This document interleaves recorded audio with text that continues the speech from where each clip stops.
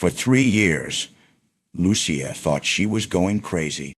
The dizziness, the nausea, the heart palpitations. Doctors couldn't find anything wrong. But one day, a housekeeper discovered a leather-bound diary, and the truth was more terrifying than any illness. A mother's obsession. Westchester County, New York, 2019-2026. The white colonial mansion on Maple Ridge Drive in Westchester County looked like the perfect family home from the outside. Pink roses bloomed in the garden every spring, carefully tended by Eleanor Whitmore herself. From the back porch, one could see the rolling hills of the Hudson Valley stretching toward the horizon. But behind those pristine walls, a war was growing in silence. A war that would last for years and ultimately destroy everyone involved. This is the story of Eleanor Whitmore, her son Michael, and his wife Lucia. But more importantly, it is a cautionary tale. For what will be told here shows how a family was torn apart, how a child was caught in the crossfire, and above all, how one man's failure to make the right choice became a catastrophe for everyone. It was August 2019. Michael David Whitmore was 32 years old, a successful corporate lawyer at one of Manhattan's most prestigious firms. He was tall, with sandy brown hair and blue eyes, the kind of man who turned heads at cocktail parties. But his most defining characteristic was that he was kind and soft-hearted, perhaps too soft. Lucia Ferretti was 28, a young woman who had grown up in a tight-knit Italian-American family in Brooklyn. Her dark hair, olive skin, and warm smile made her beloved by everyone around her. She worked as a nurse at Mount Sinai Hospital in Manhattan. That was where they met. Michael had come to visit a colleague who had been injured in a car accident, and Lucia was working the night shift in the emergency department. "You lawyers really need to learn how to drive," she said with a teasing smile as she checked his colleague's chart. Michael fell in love in that moment. Lucia's joy, energy, and outlook on life were different from anything he knew. He was accustomed to the reserved, calculated manner of the women in his social circle, but Lucia was warm, genuine, and honest. 6 months later, they were engaged. In March 2020, during those early weeks, when the pandemic was just beginning, they were married in a small ceremony at St. Patrick's Cathedral. Only close family could attend due to restrictions. Michael's mother, Eleanor, held her son's arm before the ceremony and whispered, "You are everything to me." Lucia felt something strange in that moment, like a warning. But she was young and in love. And wasn't it natural for a mother to love her son? In May 2020, Eleanor came with an unexpected proposal. Her husband, Richard Whitmore, had died of a heart attack 6 months earlier. A sudden, devastating loss that had left her alone in the large family home. The 70-year-old Eleanor was now living by herself in the mansion in Westchester. "This place is too big for me alone," she said one evening at dinner, her voice trembling slightly. "Could I perhaps stay with you, just for a few months, until I get back on my feet?" Michael saw the tears in his mother's eyes. His father had died only 6 months ago. "Of course, Mom," he said immediately. "You're not just anyone to us. We're here for you." Lucia touched her husband's hand under the table. A warning, but Michael kept looking at his mother. "Lucia, what do you think?" Eleanor asked, but her eyes were cold, as if she already knew the answer, as if she was daring her daughter-in-law to refuse. "Of course," Lucia said, trying to smile. "This is your home, too. Welcome." "No, dear," Eleanor corrected. "This is now your home as well. I'm just a guest." But Eleanor never became a guest. Months passed, then a year. The mansion was under her control. Every decision, every arrangement, every rule, everything was determined by Eleanor. She decided what was served for dinner. She rearranged the furniture. She criticized how Lucia folded the towels, how she loaded the dishwasher, how she dressed for church on Sundays. When living with in-laws, establishing clear boundaries from the very beginning is essential. Discuss private spaces, decision-making authority, and household responsibilities before anyone moves in. Without these conversations, resentment builds silently until it explodes. The real problems began the day they learned Lucia was pregnant. It was a cold Saturday morning in January 2021. Lucia showed Michael the pregnancy test, and the man began to cry with joy.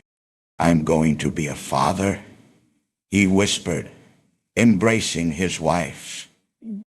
When they went downstairs to share the news, Eleanor was reading her newspaper while drinking coffee in the kitchen. "Mom, we have wonderful news," Michael said excitedly. Eleanor looked up from the newspaper. A cold, evaluating gaze. "I'm pregnant," Lucia said. "About 3 weeks." Eleanor slowly placed her coffee cup on the saucer.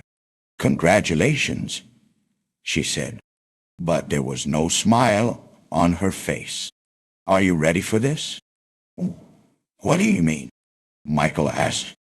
"A child is a big responsibility. Are you financially prepared? Will Lucia leave her job? Who will take care of the baby, daycare, or a nanny?" "Mom, we'll figure these things out," Michael said, unsettled.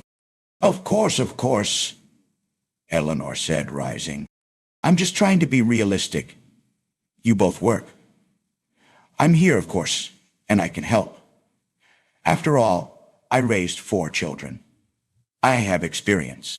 It was in that moment that Lucia first saw her mother-in-law's true face. This was not an offer. It was a challenge. She was sending a message. "You can't handle this. I know better." Thomas Matthew Whitmore. Tommy was born in September 2021 after 11 hours of difficult labor. When Lucia held her son in her arms for the first time, it felt like everything was forgotten. But the first night she was alone with her baby in the hospital, the door opened and Eleanor walked in. "The nurses didn't want to let me in, but I insisted," she said, looking at the baby. "My grandchild. I have to see him." Lucia was exhausted. She handed the baby to Eleanor. The older woman took Tommy in her arms and examined him for a long time. He looks like Richard, she said softly. My husband. Same nose, same chin. Michael was like this, as a baby too. Really? Lucia asked curiously. Yes, this baby is a Whitmore baby. Blood always shows. Then she looked at Lucia. I've never seen photos of your family. No one came from Brooklyn for the birth. My parents passed away years ago. My brother lives in California. With the pandemic, traveling is difficult. Eleanor said. So you're alone. Fortunately, I'm here. From that night, Eleanor began to act like the baby's second mother. When Lucia breastfed Tommy, Eleanor would stand at the door and say, "Is he getting enough milk? Maybe you should start with formula." When Tommy cried, Eleanor was there immediately, before Lucia could even get up. "Rest, dear. I'll take care of him." Michael was happy with this situation. My mother helped so much, she said. We're lucky. But Lucia felt that she was being pushed away from her son day by day. Never let a grandparent, no matter how well-meaning, come between a mother and her newborn baby. Those first months are crucial for bonding. A mother who feels excluded from her own child's care will carry that wound forever. By the time Tommy was 6 months old, the real problems had begun. Eleanor had taken over so much of the baby's care that Tommy now couldn't sleep without his grandmother. When Lucia tried to put her son to bed, Tommy cried. But when Eleanor came, he became quiet immediately. "The baby doesn't know me," Lucia cried one night to Michael. "Stop this nonsense. You're his mother. But I work over 10 hours a day. When I come home, he's asleep. When I leave in the morning, he's not awake yet. I only see him 2 hours a day. What are we supposed to do? We both have to work. Your mother is in the way. Tommy is starting to call her mama instead of me. Not my mama. Grandma mama." Michael took a deep breath. "Lucia, my mother helps. We can't afford daycare in this economy. $3,000 a month. My mother watches him for free." "Well, free?" Lucia's voice rose. "Everything has a price, Michael. Your mother is taking my son from me." "Enough!" Michael shouted. "For the first time, my mother lost her husband. She's alone, and with us. She just wants to spend time with her grandchild. What could be more natural than that? You're jealous." Lucia sat rigid. Her husband was accusing her of being jealous of her own son. From that night, Lucia became silent. But Eleanor raised her voice. "Lucia, you gave Tommy sugar again. His teeth will rot. Lucia, you're dressing the baby too warmly. He can't breathe, poor thing. Lucia, you kept him at the park too long. You'll give the child a cold." Every criticism was delivered in front of Michael, and Michael said nothing. A spouse who doesn't defend their partner against their own family is committing one of the most destructive forms of betrayal. When you marry, your spouse becomes your primary family. Your parents are still important, but they are no longer your first priority. Failing to understand this destroys marriages. In November 2023, Lucia began to experience strange symptoms. nausea, dizziness, extreme fatigue, and occasional heart palpitations. At first, she thought it was stress. The hospital was busy. Things at home were tense. Normal. Ain't challenging. What you do? I know it changed something. But the symptoms got worse. She went to the doctor. Blood tests were taken. Everything came back normal. Stress, the doctor said. Maybe a vacation would help, or therapy. When Lucia suggested therapy to Michael, the man was surprised. Therapy? Why? Because I'm exhausted, Michael. Because living with your mother in the same house is draining me. Again? Michael stopped changing his clothes and looked at her. Lucia, my mother is elderly. She has heart problems. We can't abandon her. I'm not asking you to abandon her. I just want our own home.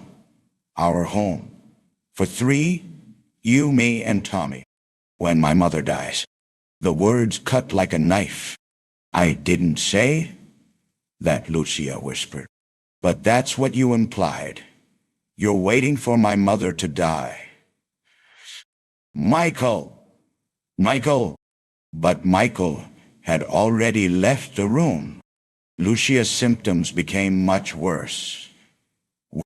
At the end of November one evening, she couldn't eat her dinner. She only managed a few spoonfuls of soup. It was herbal soup made by Eleanor, with vegetables and herbs from her garden, she had said. Half an hour later, Lucia was vomiting in the bathroom.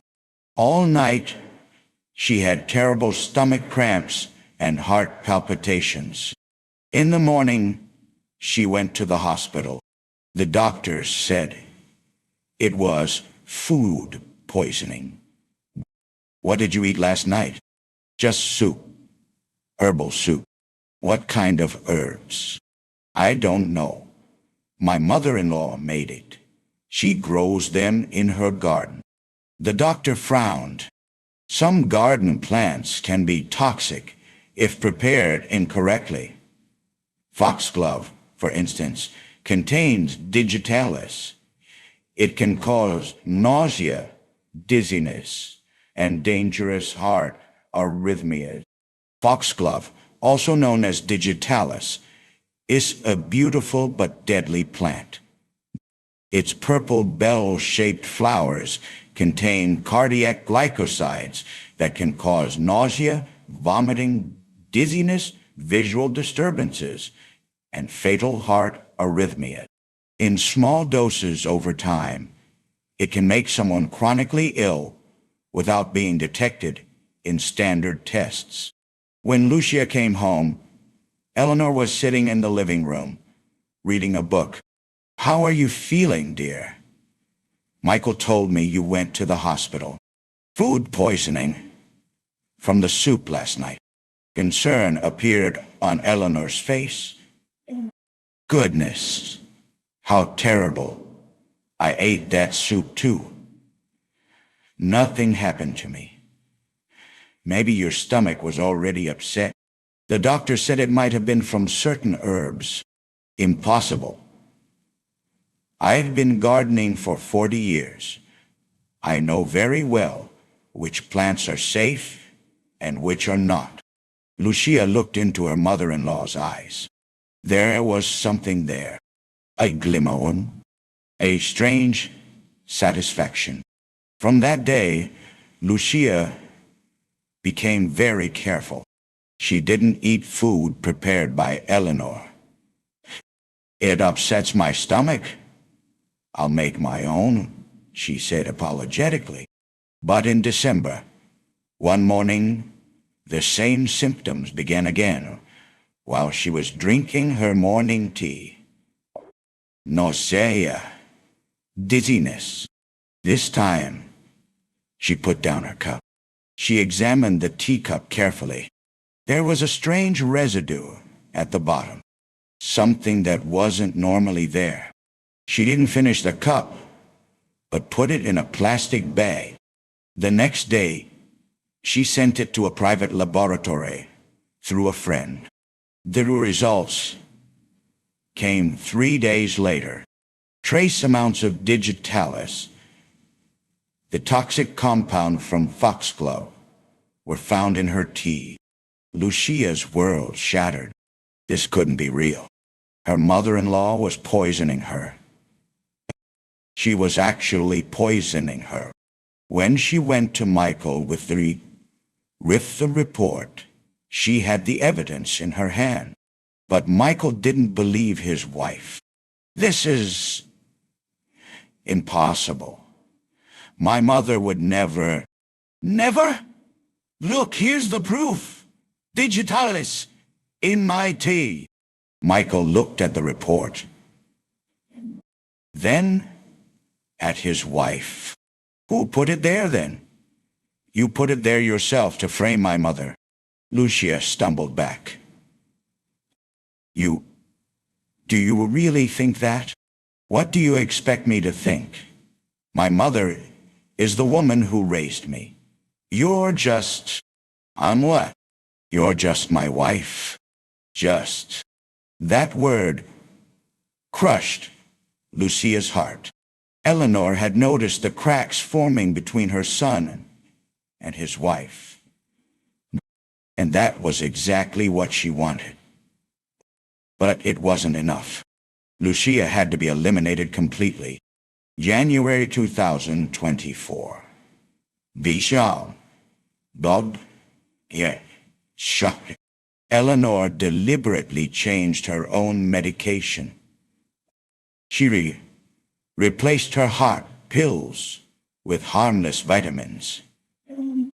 Then one evening, she dramatically collapsed. Michael and Lucia rushed to her.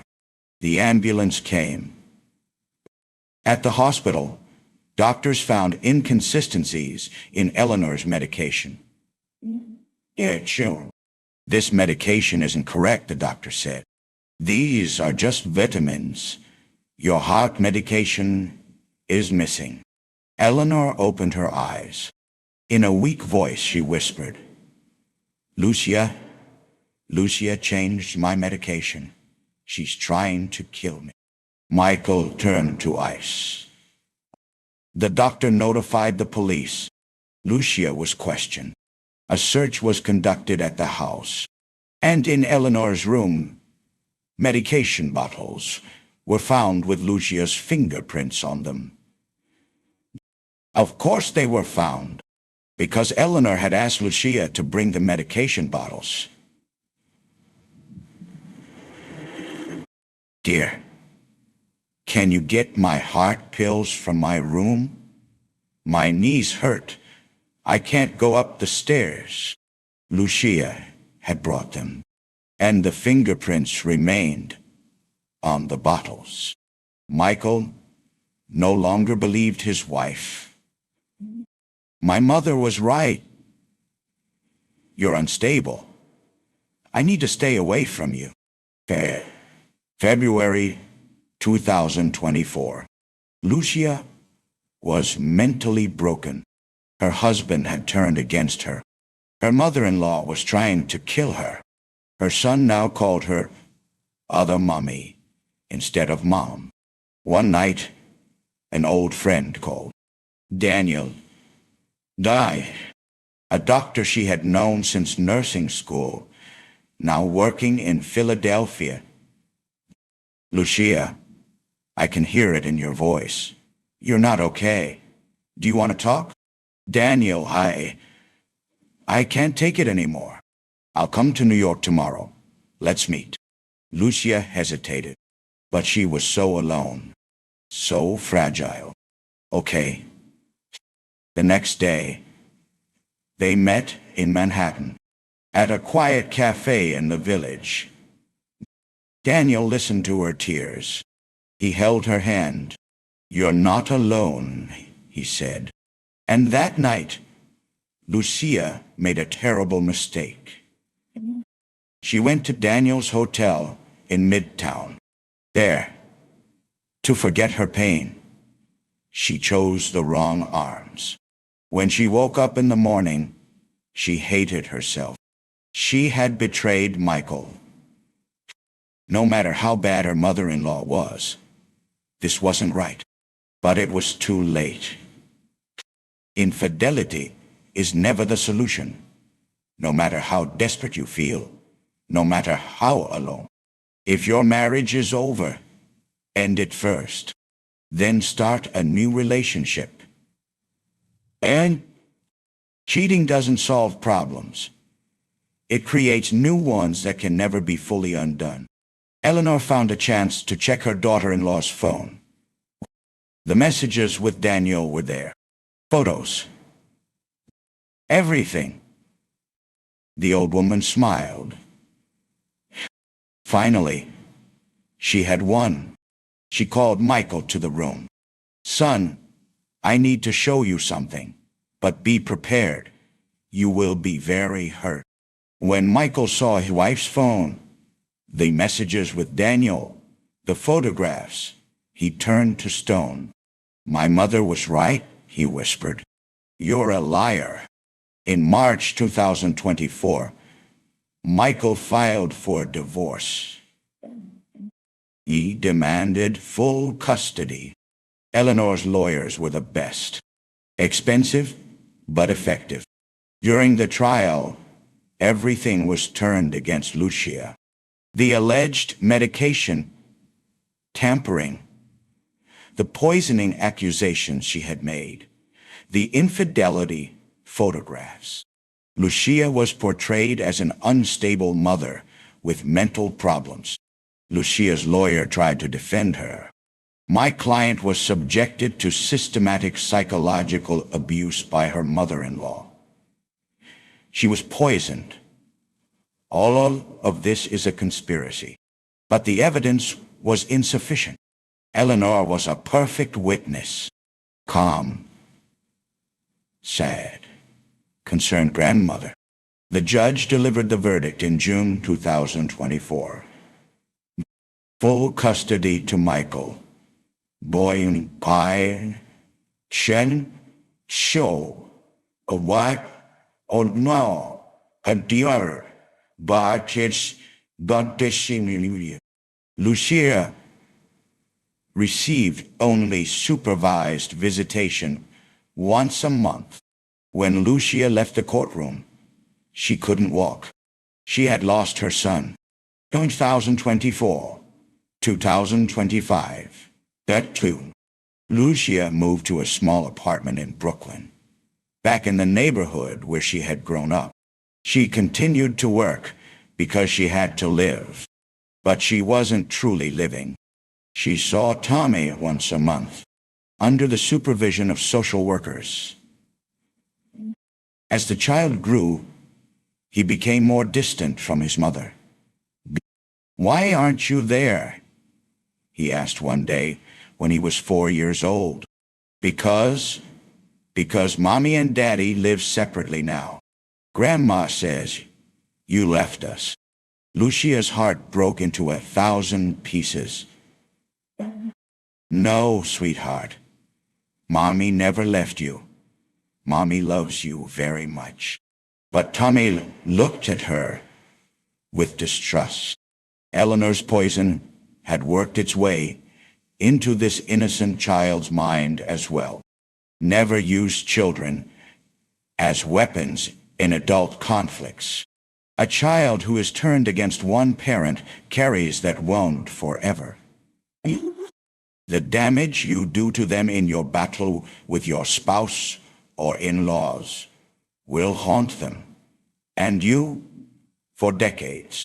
November 2025. The housekeeper, Maria, found something while cleaning Eleanor's bedroom in the mansion. An old diary with a leather binding, hidden in a drawer beneath some sweaters. She opened it curiously. The lines inside froze her blood. November 12th, 2023. I put the first dose in Lucia's tea today. Just foxglove extract, dried and ground from my garden. She will be sick tomorrow. Michael will worry. The plan is working. November 28, 2023. I chose the herbs for the soup carefully. Foxglove leaves mixed with the vegetables. Not enough to kill. Just enough to make her sick. She will blame me. Michael won't believe it. January 10th, 2024. I had changed my own medication. Lucia's fingerprints are on the bottles. I will report to the police. This is the final step. February 3rd, 2024. I called Daniel. I gave him Lucia's number. I said, "Your old friend is in a very bad place. Call her." Men are always predators when a woman is vulnerable. I knew she would break. Maria trembled with the diary in her hand. She went immediately to the police. The police arrested Eleanor Whitmore in November 2025, dead. During the search of the mansion, dried foxglove was found in her bedroom closet, along with a mortar and pestle stained with plant residue. The traces had been carelessly preserved because Eleanor had been too confident of her victory. During questioning, the old woman denied everything. "I did nothing. The diary's fake. Someone is trying to frame me." But the fingerprints, the handwriting analysis, everything pointed to her. When Michael met the police officers with the search warrant at the door, he was in shock. There must be a mistake. My mother is sick, an old woman. But when his mother's diary was found in her room, when the foxglove was found, his world collapsed. Eleanor's entire plan, step by step, was written in the diary. How she made Lucia sick, how she set traps for her, how she laid snares. Everything was there. "No," Michael whispered. And so. This can't be true. He was an old moving wide soon appear. Understand. But it was true. December 2025. That I engaged. And in the town, old and Eleanor 25. Eleanor Whitmore was prosecuted in Westchester County Court. B. The charges were serious: assault with intent to harm, poisoning, defamation, fabrication of false evidence, domestic abuse. In the courtroom, Michael sat in the front row. Next to him sat Lucia. Between them was an ice-cold distance. The prosecutor read the diary aloud. Each line was evidence for Lucia.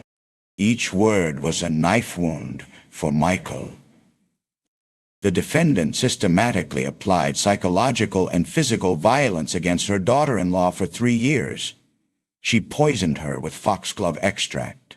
She attempted to kill her. She fabricated evidence to make her appear guilty. Eleanor sat motionless in her chair. There was no remorse on her face, just cold resignation. The judge asked, "What is your defense?" Eleanor stood. "I loved my son. I just wanted to protect him. That woman stole him from us." "Which woman are you referring to?" "My daughter-in-law, Lucia. She's an outsider, Italian, not from our family. She took my son away from me. She separated my grandchild from me." "You lived with your grandchild every day." "The victim could only see her son once a month." "Because she was a bad mother." Eleanor's voice rose. "She was unfit. I could do it better. The judge banged the gavel. Enough. The defendant confesses her crime, but the reasons are unacceptable. The judge announced the verdict on December 23rd, 2025. Eleanor Whitmore, for 3 years, systematically attempted to destroy her daughter-in-law due to her pathological attachment to her son. This behavior is not maternal love. This is pathological control. The defendant is sentenced to 6 years in prison. Additionally, a restraining order prohibiting contact with Tommy is in effect. When Eleanor heard the verdict, she bowed her head. Michael sat rigid as stone in the courtroom. The day Michael returned to the mansion, every corner of the house reminded him of his mother. The kitchen, where she had poisoned Lucia. The living room, where she had lied. Tommy's room, the traps she had set with her grandchild. He called Lucia. Can we talk? About what? Lucia's voice was tired. About everything. Please. The next day, they met in Central Park. The same park where Michael had proposed 5 years earlier. Michael looked at his wife. His ex-wife. Apologizing would be far from enough. But what else can I say? I didn't listen to you. I believed my mother, and this destroyed everything. Lucia didn't cry. There were no tears left. You chose, Michael, between me and your mother, and you chose your mother. That was your choice. I know, and it was my biggest mistake. But please, Lucia, for Tommy's sake, will you give me another chance? Lucia shook her head. I will do everything for Tommy. But for you, I don't feel anything anymore, Michael. Neither love nor hate, just emptiness. The court made a new decision in January 2026. Lucia received primary custody. Michael received joint custody. Eleanor's sentence became final. Tommy was now 4.5 years old. The first weeks were difficult when he started living with his mother. Where is Grandma? He asked constantly. Grandma can't come for a long time, sweetheart. Why? How could Lucia tell her son that his grandmother had manipulated him, that she had poisoned his mother, that she had destroyed an entire family? Grandma did some wrong things, sweetheart. And when people do wrong things, they have to face consequences for a while. Tommy looked with big eyes. Did she lie to me? Yes. She lied a lot. The child embraced his mother.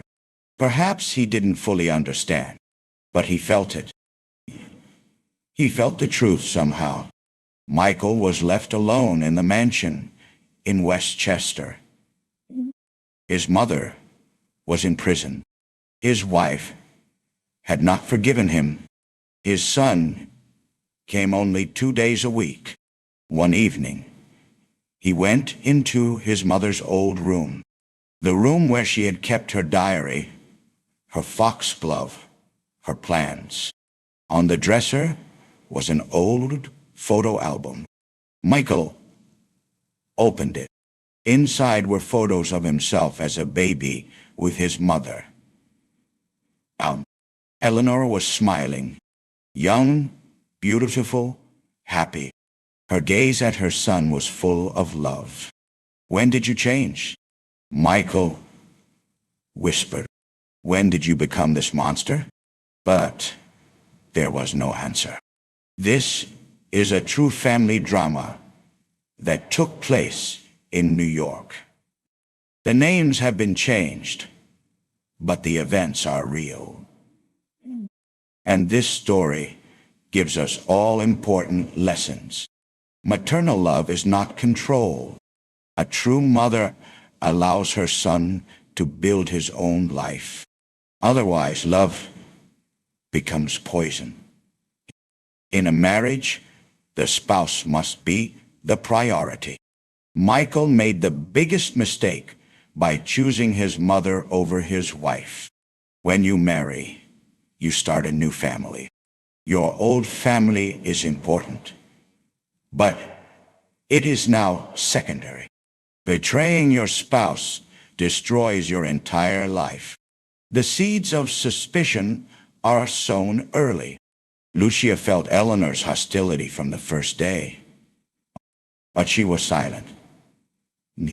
Maybe it will get better over time, she said. No, it doesn't get better. If your mother-in-law or father-in-law treats you with hostility, it needs to be discussed immediately. And soon, Eleanor, Alba, and much, watching say, attention say, obstructions.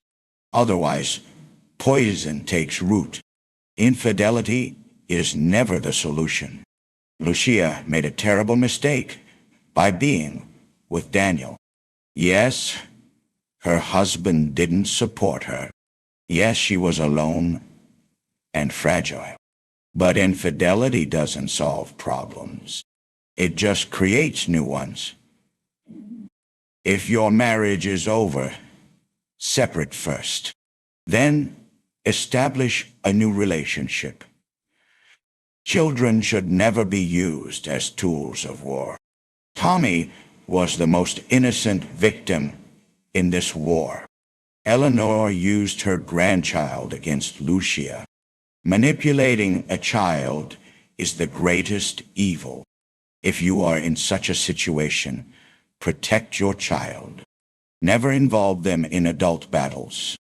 Mother-in-law and daughter-in-law relationships must be balanced. Living together is usually an invitation to disaster. If you must live with your in-laws, set clear boundaries. Privacy, respect for space, authority areas, everything must be discussed. Otherwise, someone like Eleanor will slowly take over your life. Men must make choices. There are many, like Michael. Hyun, earlier, Kiwa, Shai, Si. I love them both. Why should I choose? Because if you don't choose, you will lose them both. When you marry, your spouse must be your priority. Your mother, your father, they are important. But now, your responsibility is to the family you have started. Year 2030. Tommy is 9 years old. He lives with his mother, Lucia, in Brooklyn. Amgen Box Auction, Oakland, a small but warm home. Michael sees his son twice a week. Their relationship is slowly improving. But Lucia and Michael never got back together. Lucia forgave, but she didn't forget.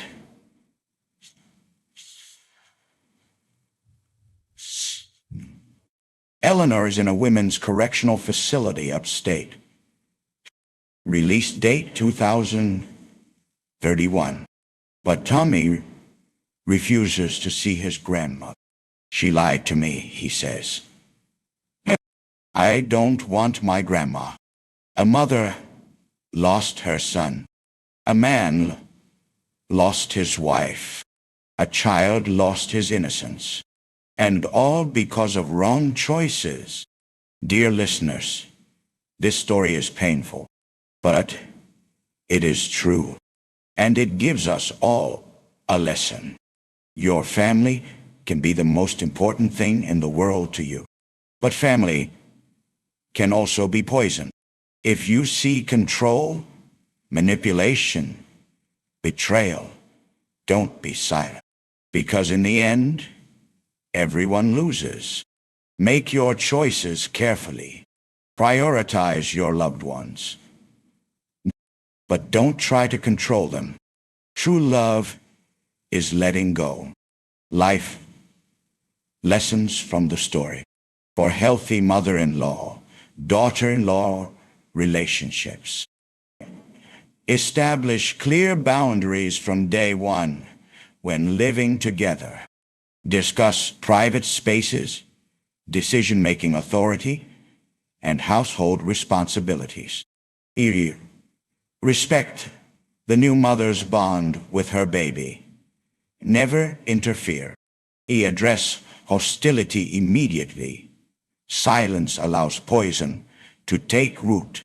Recognize that maternal love should empower, not control. Accept that your child's spouse is now their primary family.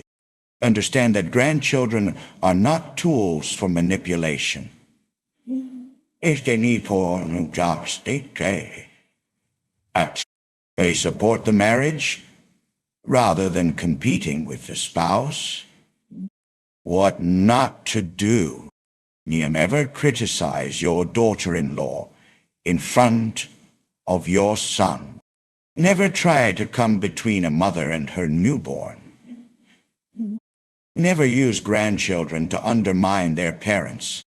Never expect your son to choose you over his wife. Never move in without discussing clear exit timelines. Never stay silent when you feel something is wrong. We never use infidelity as an escape from marital problems. Never fail to defend your spouse against your own family.